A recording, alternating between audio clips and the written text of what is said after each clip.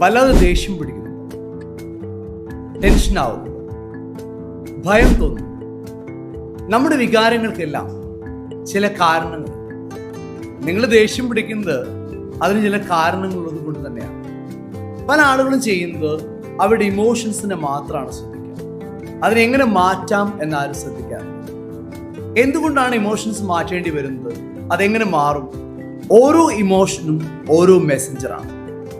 നിങ്ങൾക്ക് രാവിലെ എണീക്കുമ്പോൾ വളരെ ടയർഡായി ഫീൽ ചെയ്യുന്നു, ഉറക്കം തൂങ്ങിയ അവസ്ഥ ഫീൽ ചെയ്യുന്നു, വല്ലാതെ സങ്കടം ഫീൽ ചെയ്യുന്നു, അല്ലെങ്കിൽ അനാവശ്യമായി ദേഷ്യം ഫീൽ ചെയ്യുന്നു, അനാവശ്യമായിട്ടൊന്നും ഫീൽ ചെയ്യാറില്ല.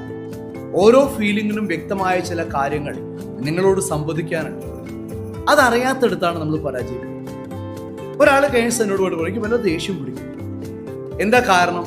അതവർക്ക് അറിയില്ല. എന്തൊക്കെ ആവാം കാരണം? ഞാൻ അവഗണിക്കപ്പെടുന്നു എന്ന് തോന്നലാവാം, എന്നെ ആരും ശ്രദ്ധിക്കുന്നില്ല, എന്നെ ആരും നിയന്ത്രിക്കുന്നില്ല, എന്നെ ആരും ഉപദേശിക്കുന്നില്ല, അങ്ങനെ കുറെ തോന്നലുകൾ ഉണ്ടാവാം. അല്ലെങ്കിൽ എനിക്ക് അംഗീകാരം കിട്ടുന്നില്ല എന്ന് തോന്നലാവാം, ഞാൻ അംഗീകരിക്കപ്പെടുന്നില്ല, ആരും ഒരു അപ്രീസിയേഷൻ പറയുന്നില്ല, ഒന്നും അംഗീകരിക്കപ്പെടുന്നില്ല. ഈ തോന്നൽ എന്തുണ്ടാവും? സ്വാഭാവികമായിട്ട് ദേഷ്യം ഉണ്ടാവും, ഫ്രസ്ട്രേഷൻ ഉണ്ടാവും, നമ്മൾ ചിലപ്പോൾ ഒക്കെ സാഡ് ആവും, നമുക്ക് ചിലപ്പം ഒരു വല്ലാത്ത അലൂഫ്നെസ്, നമുക്ക് അലോണായ ഫീലിംഗ് ഉണ്ടാവും. അതുകൊണ്ടാ നമുക്ക് തോന്നുന്നു നമ്മൾ അംഗീകരിക്കപ്പെടുന്നില്ല എന്ന്. ആ തോട്ട്സ് ആണ് ദേഷ്യം പിടിപ്പിക്കുന്നത്. അപ്പൊ ദേഷ്യം എന്ന് പറയുന്നത്, വികാരം എന്ന് പറയുന്നത് നമ്മുടെ ഉള്ളിലുള്ള ചില ചിന്തകളുടെ ബഹിർസ്ഫുരണമാണ്, അഥവാ പുറത്തേക്കുള്ള വരവാണ്. അതൊരു മെസ്സഞ്ചറാണ്. ആ മെസ്സഞ്ചർക്ക് നിങ്ങളോട് എന്തോ പറയാനുണ്ട്. അപ്പോൾ ഓരോ ഇമോഷനെ നമ്മൾ നിരീക്ഷിക്കുക എന്നുള്ള പ്രധാനമാണ്. എൻ്റെ ഇമോഷൻസ് നിരീക്ഷിക്കാതെ എനിക്കൊരിക്കലും മാറ്റാൻ കഴിയില്ല. ഞാൻ എന്താ ചെയ്യുന്നത്?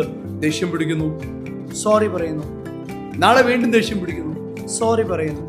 എന്നിട്ട് ഞാൻ തന്നെ പറയുന്നു, എന്താണെന്നറിയില്ല, ഞാൻ ഇങ്ങനെയാണ്, എനിക്ക് പെട്ടെന്ന് ദേഷ്യം പിടിക്കും.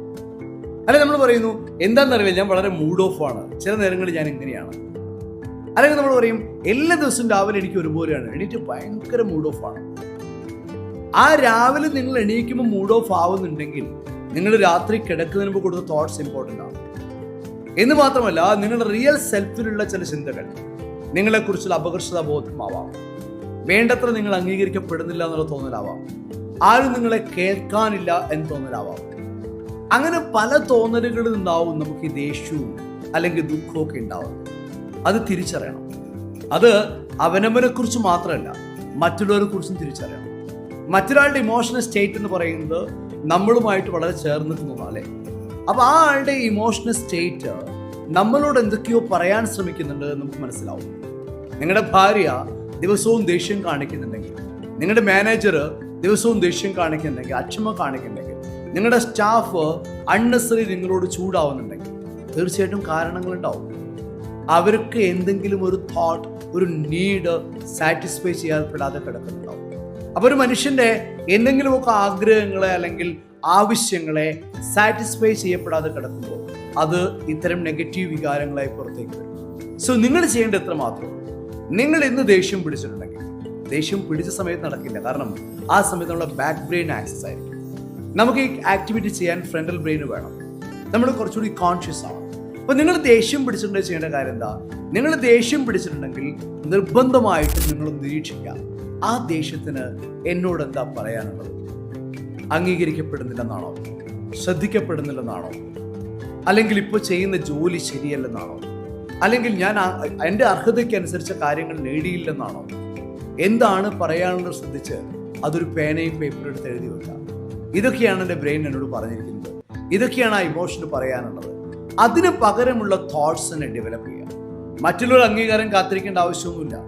നമ്മൾ അംഗീകരിച്ച് തുടങ്ങിയാൽ മതി.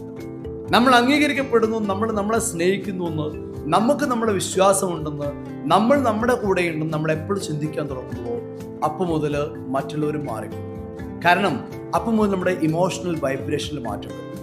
അപ്പം നമ്മൾ ലോ വൈബ്രേഷനിലേക്ക് പോകില്ല. അട്രാക്ട് ചെയ്യുന്ന കാര്യങ്ങളൊക്കെ വലുതായിരിക്കും, ജീവിതത്തിൽ സംഭവിക്കുന്നതൊക്കെ നല്ലതായിരിക്കും, ജീവിതം മുഴുവനായും മാറും. അത് തുടക്കം കുറിക്കേണ്ടത് എങ്ങനെയാണ്?